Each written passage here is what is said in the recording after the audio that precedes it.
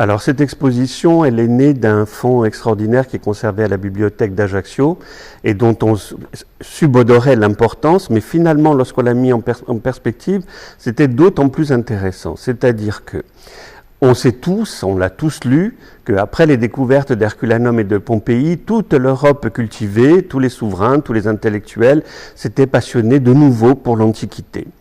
Après les découvertes d'Herculanum et de Pompéi, il y a ce retour à l'antique, ces publications. Parallèlement à cette approche que je dirais de mode et de style quelque part, il y a une approche qui est plus profonde et qui est politique. Et cette approche plus profonde et plus politique, on la doit notamment à la Révolution française et à l'Empire napoléonien.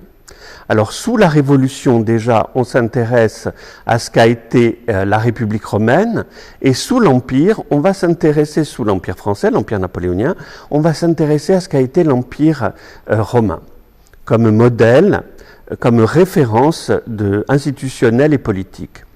Alors cette culture politique inspirée de l'Antiquité, elle n'avait évidemment pas complètement disparu en Europe. Tous les Européens cultivés avaient lu Cicéron et tous les grands auteurs classiques, Jules César, qui impliquaient beaucoup de questions politiques dans leurs ouvrages. Mais il va la réactiver et il va en faire un langage commun, que ce soit au monde de Germanie, que ce soit à l'Italie, que ce soit à l'Empire français en général. Et dans ce travail, il va chercher à mettre en valeur les mêmes références. Il va travailler à ce que l'Institut de France publie de très bonnes éditions des auteurs classiques.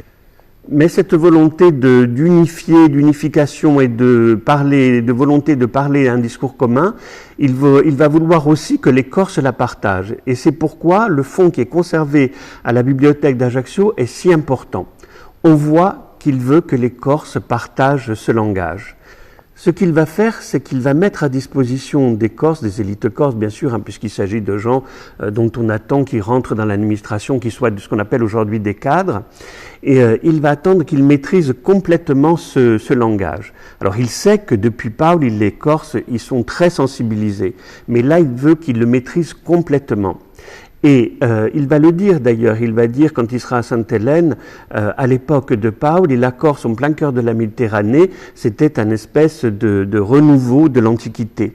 Et sur la Corse, renouveau de l'Antiquité, c'est un discours qui est présent à propos de la Corse depuis cette époque-là,